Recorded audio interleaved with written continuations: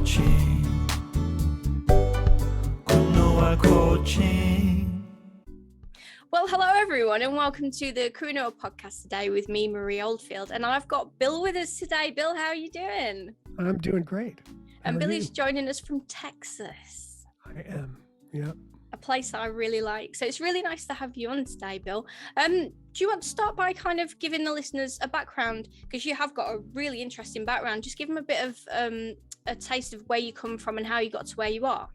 Well, okay. I actually didn't grow up in Texas. I grew up outside of New York City and moved around a whole lot. My parents were from Texas, or lived in Texas before I was born.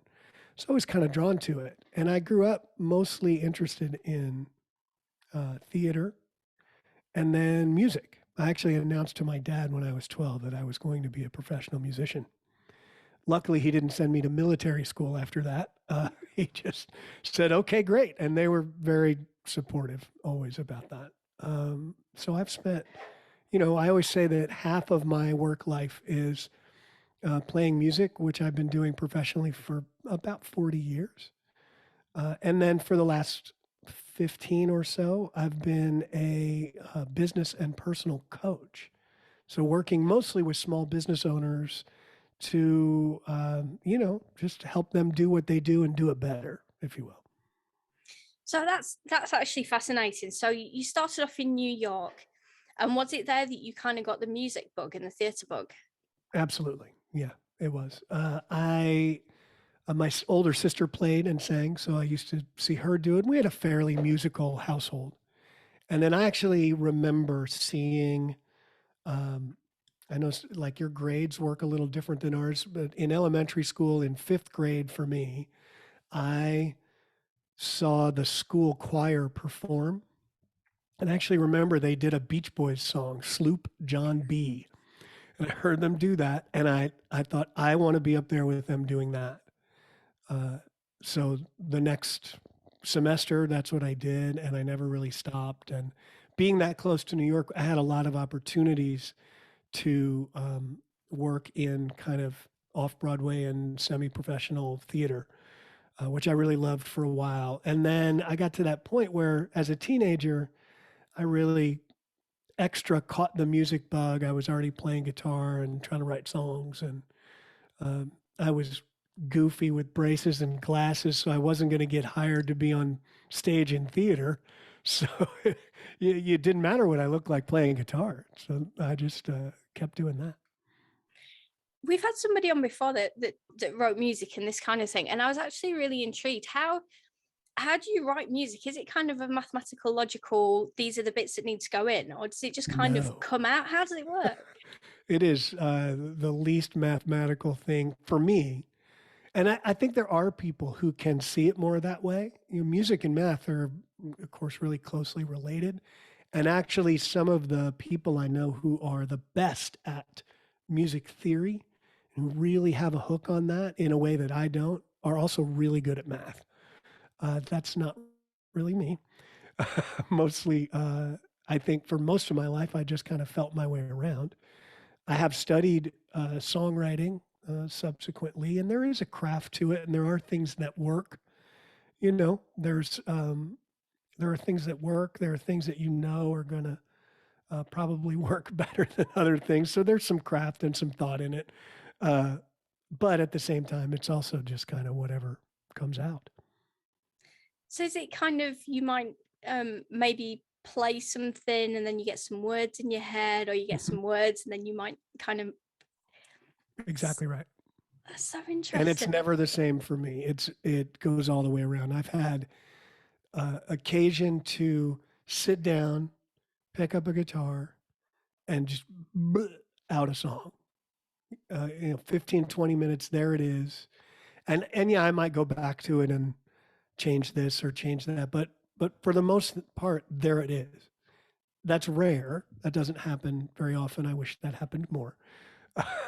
Other than that, it may be, I definitely keep a lot of ideas, especially musical ideas. I'll get a musical idea, and I am working on being better about remembering and capturing lyrical ideas. And then I have some wonderful co-writers, people that I work with who have all kinds of ideas, and they'll throw things at me. And sometimes I can go dig through all those ideas I have and go, "Ooh, let's try this one with that," and then we'll see where it goes. Oh wow, you see, I wish I could do that. I can write poetry, but putting the music and the words together, I'm not at that. Well, I can't even play an instrument. But yeah, You know that's what? One of the most successful songwriters that I know in the United States, and when I say successful, I mean Grammy Awards, big hit songs, does not play does not play any instruments, and is an okay singer. Not a great singer, an okay singer. but yet writes all these songs, Yes. and somebody else sets them to music. Yeah, she co-writes with people, Wow. and is able to do that. So that just means that you're not, you're not out. You still can if you want to. It's amazing, isn't it? You just think that these people just like come out with everything and it's all kind of there, and then production gets it and it all gets Mm. auto-tuned and things like that. But it's not how it works at all. It's really It's not creative. really. Oh, Yeah. I love learning about it. So when you were kind of doing all this theatre work and your music, did you find it was you know difficult in terms of mindset to kind of, because I'm not sure what it's like in terms of trying to get auditions and trying to get into Mhm. theatre. Can it get quite tiring, and are you doing a lot of auditions? How does that kind of work? I think it's one of the things that took me out of theater Hmm. was audition. The whole auditioning thing, especially as a young person, was uh, awful. It was demoralizing. It was just terrible. And I also found that I had a real affinity for what was happening backstage in theater, so the tech side of things, and ended up doing a lot of that kind of work, which of course you didn't have to audition for, which was great. And then in music, mostly I didn't have to deal with that as I was doing my own thing or putting together a band or joining somebody else's band who already knew me. So I didn't have to audition. But the auditioning process for theater, for films, and all that can be incredibly hard. And I think it's one of the things that kept me sort of from doing that full time. Is it because they're kind of, they know who they're looking for and they want that particular person, or is it just um is it that lots of people do it and a lot of people get rejected, or it's hard to kind of meet the criteria that they want? What is kind of the main difficulties in, I mean, obviously everybody can't get the role, but what do you think are the main Sure. difficulties? I think it's all of it. I think there's always something that a director is looking for. I think the last theater audition I went on was for the show Rent. They came to Austin and did a big call. Uh, and those things are crazy because there's hundreds and hundreds of people at all of those, and they're doing them in cities all over the country. And they are looking for something very specific. There's an age range, there's a vocal range. Quite honestly, my voice is too low. I couldn't sing high enough to do that. I could sing well enough. I got past the first, cut, but I couldn't make the second one because the song in the key that I would need to sing it in was not comfortable for me. So then you're out. And then the group just keeps getting smaller and smaller until they get somebody who can sing it really well and looks, some, I guess, in a range of look that they need, and that they feel like can also just pull it off in front of an audience 7 times a week. Wow, that seems kind of unfair to audition all those people when they know exactly what they want in the first place. Well, maybe it is. Maybe it is. But I wonder though if in that process sometimes they do get surprised Yeah. and see something they weren't looking for, and maybe um, make that fit somewhere. I don't really know. I've never been on the other end of that in that way. I had to audition singers. I was the vocal producer for, this is crazy. It was actually we re-recorded all of the music to Grease, the show Grease, for a video game. And so we had to come as close as we could to the sound of the original recordings without doing it exactly, because that'd be copyright infringement. So we couldn't do that. So I auditioned all the singers for that. And at the same, it's the same thing. You kind of know what you need. And I kind of, they were all people I knew pretty much. And I kind of knew what they could all do, but I wasn't sure which one would actually fit. So you have them all come in and see which one works. I suppose you might have had a smaller group than I mean, these, the big Yes, a much auditions. smaller group. Yeah. Because the ones you were Yeah. talking about sounded like it's massive, and it's just like Yeah, everybody can go and audition. Yep. Anybody. So on that kind of background, you've now moved into coaching, and I've seen some of your testimonials. They're actually really good. Do you want to kind of give us a kind of overview of how did you transition in that way, and why? Well, it was accidental. In the 90s, I was doing, I was on my own sort of personal development journey, and I was doing some seminars and things like that. And I actually got trained as a coach in the work I was doing, but it wasn't for a job. I didn't know it was something you could go do outside of that, that education sort of arena. And I guess almost 10 years later, I moved around a little bit. I was back in Texas. I had just started playing with a band, and we put our first of 6 records out in 2007. And we traveled around a lot and didn't make any money. And it was really hard. And in January of 2008, I remember being a little at my wit's end. Like, I was tired, and there wasn't a whole lot of music work for the next couple of months, and I needed to do something. And I was on the phone with a friend of mine who was a filmmaker, but I also knew him as a good coach. Like, I'd been in those kind of situations with him. And he told me that he just got this job coaching people. And we talked about it for a minute, and we hung up the phone, and this light bulb went off over my head. And I thought, wait a minute, did he just say he was getting paid to coach people? So I called him back. I said, did you just say you were getting paid to coach people? And he said, yeah. And my next question, of course, was, are they hiring? And sure enough, they were. And I actually knew the person who was running that department. We still know each other.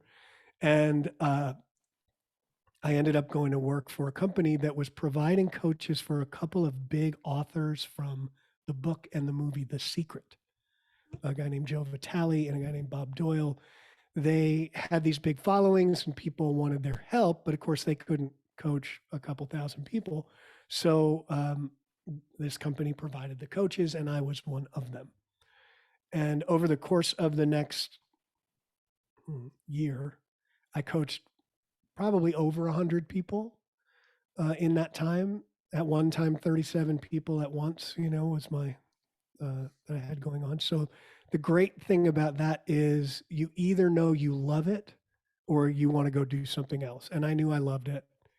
But then, of course, it was 2008, 2009, and things got a little weird, and people weren't shelling out a bunch of money for coaching.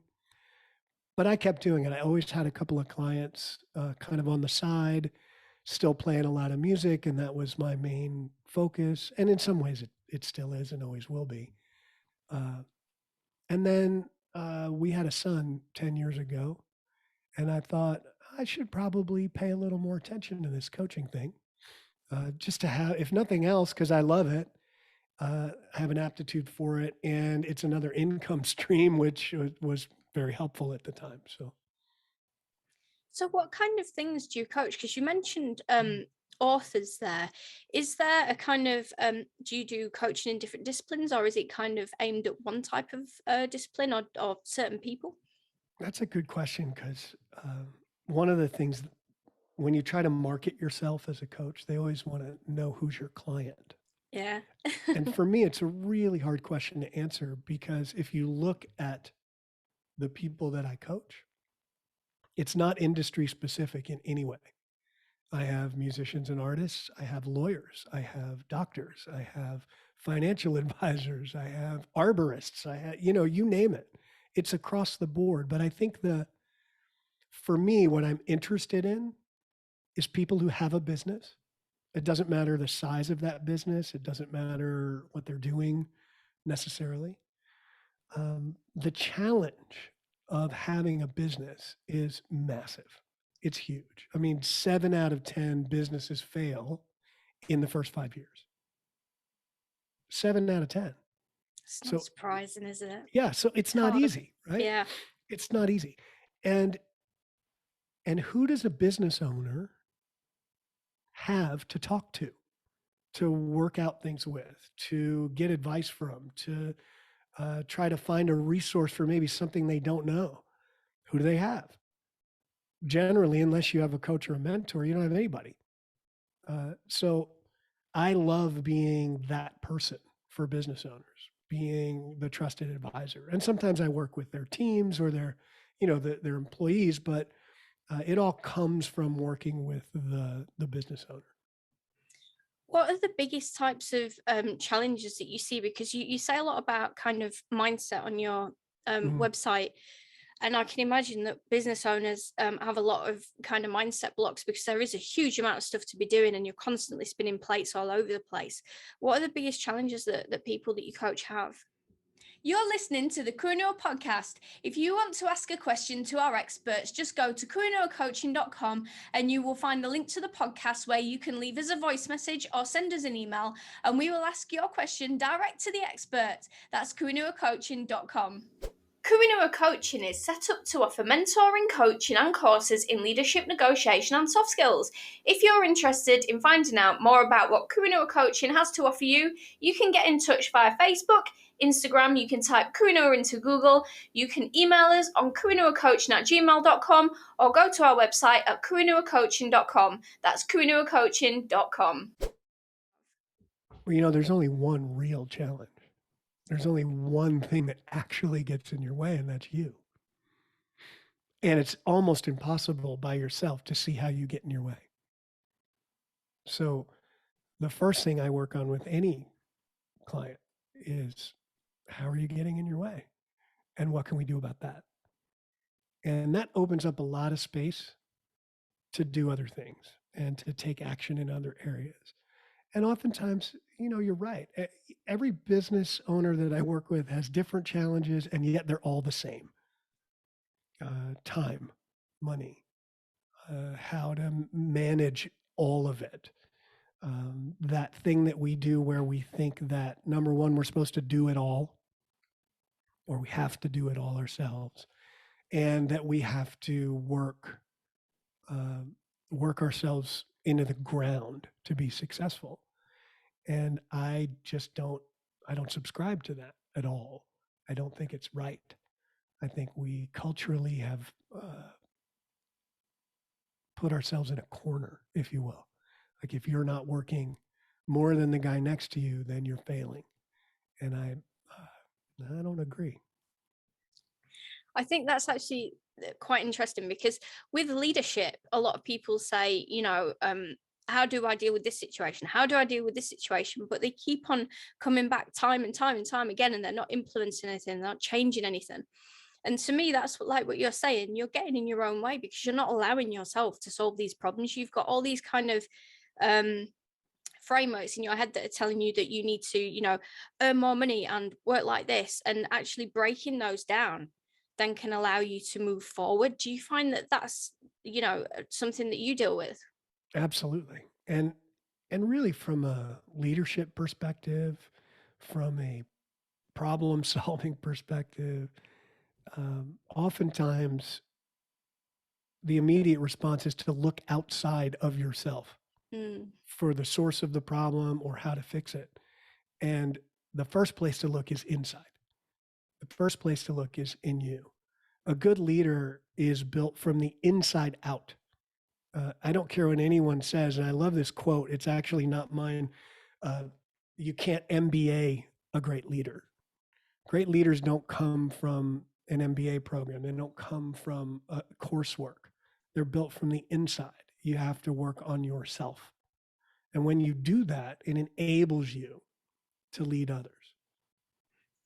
Why do you think it is that people instinctively want to look outside and try and fix everything outside for their entire life? And then just refuse to look inside? Yeah, because looking inside is scary. It's scary. It scares the heck out of people to look in there. What might they find? And there's that because there's that voice in your head, the one that says all that terrible, terrible stuff to you all the time. Yeah, who wants to deal with that? And in fact, that's what you have to deal with.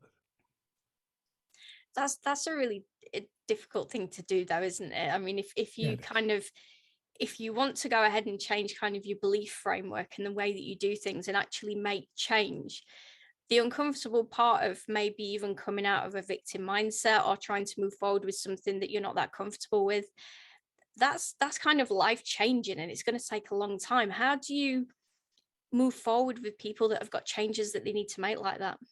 Mm. Small, consistent actions over time. Change, transformation's great. And I've seen transformation happen in myself and in other people in a day, in a weekend, in a moment. You can shift your perspective, you can change how you view things in an instant, and it can open up this whole other space. But how do you actually turn that into lasting change? And the only answer I've come up with is small, consistent actions over time. So finding the actions that correspond with that change and staying on them. And it's not big stuff. It's not like, you know, a really good example for me is something like meditation. If that's something that lines up with a change you're trying to make, like you want to be calmer or less reactive or be able to handle stress a little better. Um, the idea is not to then spend 4 or 5 hours trying to levitate off of a cushion, in your house. Because first of all, you don't have time to do that. And second of all, you can't do that. But if you spent even 5 minutes a day, more days than not even every day, shoot for every day, that's great. You're not going to do it. Something's going to come up. The kid's going to start crying, or the dog's going to start barking, or something's going to happen, and you're going to miss a day. It doesn't matter. You just start again. And when you do that over a long period of time, all of a sudden, things have changed. Things are different. It's not a quick fix. What is your opinion on journaling? Do you think that supports I love it. making these changes? I love it. I think, we're really fortunate in that I heard a quote this morning. I really love there's a book called 10% Happier. There's an app and a podcast to go with that. And I was listening to one of the podcast episodes this morning, and Dan Harris described all the options that we have around wellness, around mental health as a quiver full of arrows. There's so many choices, and not all of them are for you, and not all of them are for you right now. I often have clients start journaling. I do it on and off. I'm actually on right now. I've started again. And there are times where I go away from that and I'm doing other things. And then sometimes I come back to it. I think it's fantastic because sometimes there's just an enormous amount of noise up there, you know, and getting it out, just getting it out. You don't have to do anything with it, just get it out. It just makes some space. That's all. Yeah, I think I can relate to that. I'm the same. I'm on and off, but I tend to write poetry more to kind of express my feelings than write a journal. But I think you can do it how you need to do it as long as Yep. it works for you. And it doesn't have to be the same forever. You might be writing poetry now, and then you might journal a little more later. And then, of course, you're going to start your songwriting career here pretty soon, start co-writing, and you'll be expressing yourself like that. But anything you can do to, get the noise out, I think is fantastic. I think that's one of the biggest things, isn't it? We've got the noise in our own heads that's telling us to do all this stuff. And then we've got social media and the news Mm. and the world, and everybody's got an opinion and they're all telling you to do something. And it's like, but which one do I pick? What do I need to do? And then I think Yeah. getting the silence in there and making your own choice is quite difficult to do. It can be. There's way too much information. There's way too much coming at us. I am a big proponent of curating the amount of information that you take in and what kind of information you take in. Unfortunately, you mentioned social, and I love social media in certain respects, um, but there seems to be a lot of confusion between opinion and fact these days, uh, which I find annoying. It's just annoying, and I try not to get sucked into that too much. Um, and you're right. You got to get quiet sometimes to be able to make a choice. You also have to know where you're going. Yeah. Sometimes it's really difficult to choose a direction because you actually have no idea where you want to end up. That's really hard though, isn't it? Like how it's like the same as being asked, what do you want to do when you grow up? Well, where do you want to end up? And it's like, well, I'm just Yeah. trying to get through this week, to be honest. Well, yeah, well, maybe that's the wrong question. Maybe Mm. it's where do you want to be in 5 years? What do you want 5 years from now to look like? And you're not stuck with it. This is just if you had to guess today, what would you say? And even if you just made something up and said that, right? And you could ask some other questions along the way and maybe shape it up a little bit. You'd at least have something to aim for. I did this funny exercise once. It was kind of like this. I can't remember the book. This was at the front of a book I was reading. And it had that thing in it where you do like 2 years, 5 years, and 10 years. Say, well, where are you going to be? What do you want in 2 years and 5 years and 10 years? And so I did it. I don't think I did 10 years. I think I just did 2 and 5. I think 10 was like, I can't That's a go lot. there. This was a long time ago. This was probably 20 years ago now. And not long after that, maybe a year and a half, I opened a recording studio in Austin for a little while, outside of my house. I'd always had one in my house, but I was in a separate space. And so I had a lot of boxes that I brought with me. And I was going through the boxes and I found this pile of notebooks and I was checking through all the notebooks to see if they were full. Can I use any of these? Are they full? And I found the stuff I had written a couple of years before for this, out of this exercise in this book. And I instantly remembered doing it. And then I looked at this list and none of it looked anything like I thought it might when I wrote it down, but I had all of it. When I looked at it, I was like, I have everything on this list right now. It just doesn't look like I thought it would when I wrote it down. It's amazing, isn't it? Because I did the same thing and I did it on a visualization board. Yeah. And within that time, because mine was in the back of my notebook as well. And I opened it when I moved house a few years ago and I looked at it and I was like, all of that, I have it. It's that whole visualization thing, isn't it? If you put it out there, you'll get it. Well, yeah. And if you don't, it's like, I overuse this analogy, but I like it. It's like going to a restaurant and not ordering any food. Yeah. Just sitting there and saying, bring me whatever. Well, they might bring you something you love. They might bring you something you don't want to eat. And it's kind of the same thing. How do you choose? If you're going to go on a road trip, it works better if you have a destination. Do we turn right here or do we turn left? Well, I don't know. Where are we going? Right? It sounds so easy, doesn't it? But a lot of us just leave it up to fate and then get really angry when things don't turn out. But actually, we never asked for it in the first place. Exactly right. Yeah. I think that's fantastic. I'm going to borrow that analogy. I'm going to use it. I think that's fantastic. Well, we're coming up to the end of the interview, and it's been fascinating, especially listening to about music and things like this. I mean, I could talk about that forever. Do you want to let our listeners know where they can find you on the internet? Well, sure. You can go to artistmind.co, and that'll link you to just about everything. If you're social media person, probably Instagram would be at Mind Art Coach. You can find me at those places. I also I have a podcast as well called The Subtle Art of Not Yelling that you can find on the website, or you go to Apple or Spotify and all those places.